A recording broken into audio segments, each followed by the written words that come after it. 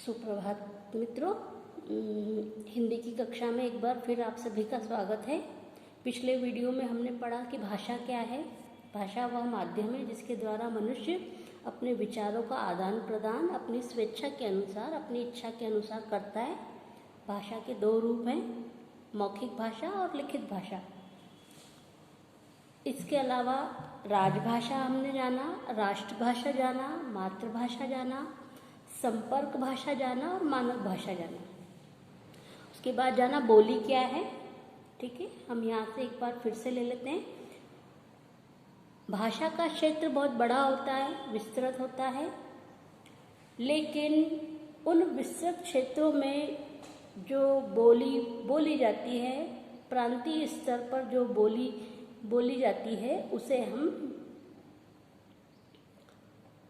बोली कहते हैं, क्योंकि ये प्रांत स्तर पर, छोटे स्तर पर बोली जाती है, इसलिए ये मंडलीय स्तर पर स्वीकृत रहती है और इसमें कुछ साहित्य भी विद्यमान रहते हैं। उन भाषाओं की बोली को श्रेणी में लिया जाता है। जैसे हिंदी की अनेक बोलियां हैं। हिंदी की बोली जैसे ब्रजभाषा, अवधी, कुमाऊनी, बुंदेली, भोजपुरी, तो जो सीमित क्षेत्र में बोली जाती है और उस बोली का क्षेत्र जब थोड़ा बड़ा हो जाता है तो हम उसे उपभाषा कहते हैं। बोली को ही हम उपभाषा कहते हैं जब उन बोली में साहित्यिक विषय वस्तु मिलने लगती है, तब वो उपभाषा कहलाती है। हमने देखा था पिछले वीडियो में कि भाषा शास्त्र की दृष्टि से हिंदी की बोलियों को 5 वर्गों में डिवाइडेड किया गया है। तो पहला वर्ग है पश्चिमी हिंदी। इसके अंतर्गत निम्नलिखित बोलियां आती है: ब्रजभाषा, हरियाणवी, बुंदेली, कन्नौजी और खड़ी बोली। उसके अलावा दूसरा है पूर्वी हिंदी। पूर्वी हिंदी में अवधी, बघेली और छत्तीसगढ़ी आता है। फिर है राजस्थानी हिंदी। राजस्थानी जो हिंदी है, मारवाड़ी, मेवाती और जयपुरी और मालवी बोली आती है उसमें।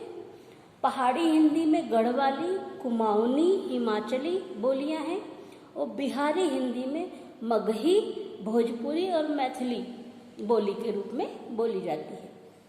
भारतीय संविधान में 22 भाषाओं को मान्यता दी गई है। उनके नाम है हिंदी, असमी, बंगाली, गुजराती, बोडो, डोगरी, कन्नड़, कश्मीरी, कोंकणी, पंजाबी, उर्दू, मैथिली, मलयालम, मणिपुरी, मराठी, नेपाली, उड़िया, संस्कृत, तमिल, संथाली और सिंधी। ठीक है। 14 सितंबर सन 1949 में भारतीय संविधान के अनुच्छेद 343 के अंतर्गत हिंदी भाषा को भारत की राजभाषा के रूप में स्वीकार किया गया है। इसलिए 14 सितंबर को प्रतिवर्ष हम लोग हिंदी दिवस के रूप में मनाते हैं। अब देखिए, आपकी इस पुस्तक के अनुसार लिपि क्या कहलाती है। लिपि यानी जिसे इंग्लिश में आप लोग कहते हैं स्क्रिप्ट। ठीक है, भाषा को लिखने का ढंग लिपि कहलाता है। फॉर एग्जाम्पल, हमने ब्लैक बोर्ड पे जो भी कुछ लिखा है, उसकी लिखने की जो स्टाइल है, जो वर्णमाला में हमने जितने भी वर्ण पढ़े हैं, वो लिखने की स्टाइल है, अ, आ। ठीक है, तो उसे हम क्या कहते हैं, लिपि कहते हैं। विश्व की भाषाओं की लिपियां भिन्न भिन्न हैं। भारतीय भाषाएं भी भिन्न भिन्न लिपियों में लिखी जाती है। यहाँ पर हमको आपकी पाठ्य पुस्तक के पेज नंबर 8 पर भाषा और उनकी जो लिपियां हैं वो दी हुई हैं। आप पुस्तक में पढ़िएगा। हिंदी की देवनागरी लिपि है, संस्कृत की भी देवनागरी लिपि है, बंगाली की बांग्ला, उर्दू की फारसी, अंग्रेजी की रोमन, जर्मन की भी रोमन और पंजाबी की गुरुमुखी। अब देखिए व्याकरण। अभी हमने क्या क्या पढ़ा। हमने पढ़ा भाषा। भाषा के बाद हमने बोली के बारे में समझा। बोली के बाद हमने लिपि को जाना, लिपि क्या होता है, और लिपि के बाद हम आ गए हैं व्याकरण पे। भाषा को लिखने और बोलने में एक रूपता लाने के लिए उसके लिए जो नियम निर्धारित किए जाते हैं और जिस शास्त्र में इन नियमों का वर्णन किया जाता है उसे व्याकरण कहते हैं। अर्थात व्याकरण वह शास्त्र है जिसमें किसी भी भाषा के शुद्ध बोलने और लिखने और पढ़ने के नियमों का बोध है। ठीक है, व्याकरण के अंग। व्याकरण मुख्यतः 4 अंगों से बनी होती है। पहला है वर्ण विचार, दूसरा है शब्द विचार, तीसरा है पद विचार और चौथा है वाक्य विचार। वर्ण विचार के अंतर्गत मैं आपको पाठ 2 में मैंने जो स्पर्श व्यंजन और उसके जो विभिन्न रूप बताए थे, आपको अनुस्वार लगाने के जो नियम बताए थे, वो वर्ण विचार के अंतर्गत आता है। तो इसके अंतर्गत वर्णों के उच्चारण, लेखन, संयोजन के नियम का अध्ययन किया जाता है। आधा लेसन हम वहाँ कर चुके हैं, लेकिन फिर भी जब मैं आपको बताऊंगी वर्ण विचार तो मैं डिटेल से बताऊंगी। फिर है शब्द विचार। इसमें शब्द के स्रोत, शब्दों के भेद, उनकी रूप और उनकी रचना का अध्ययन किया जाता है। पद विचार में वाक्य में प्रयुक्त शब्द ही पद कहलाता है। एक वाक्य जब हम बोलते हैं राम जाता है, में राम एक शब्द है, जाता एक शब्द है एक शब्द है, और ये जब वाक्य में प्रयुक्त हो गया तो ये क्या कहलाता है? पद कहलाता है। पद विचार के अंतर्गत पद तथा उसके भेदों और रचना आदि का अध्ययन किया जाता है। उसी की तरह वाक्य विचार होता है।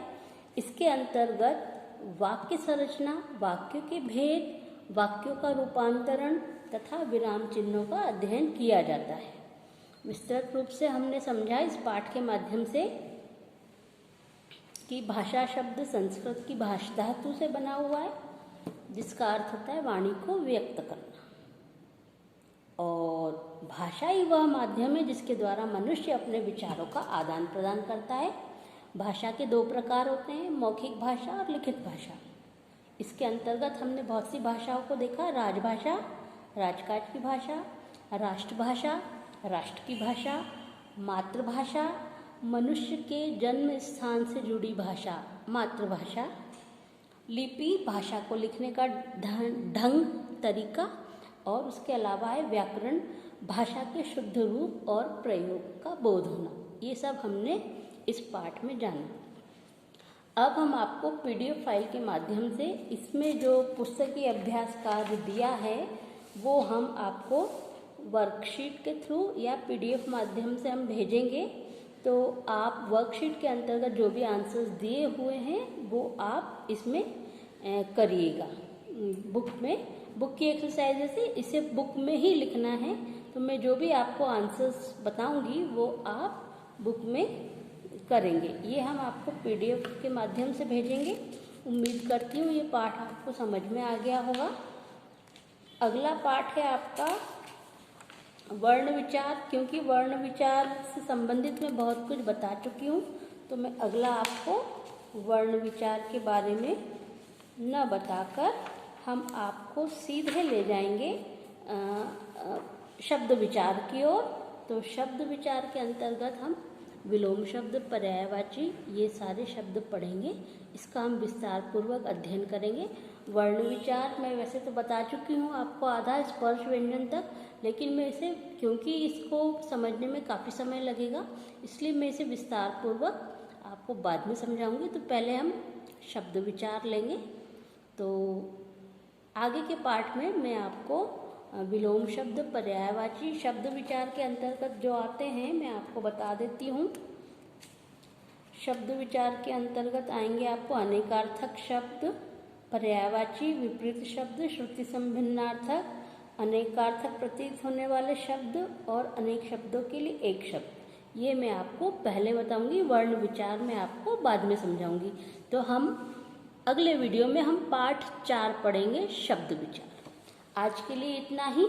बाकी का आपको वर्कशीट के माध्यम से मिलेगा। इसकी जो बुक की एक्सरसाइज है ये वर्कशीट के माध्यम से मैं आपको दूंगी, तो आप उसे अपनी बुक में अच्छे से फिल कर लीजिएगा। Thank you so much.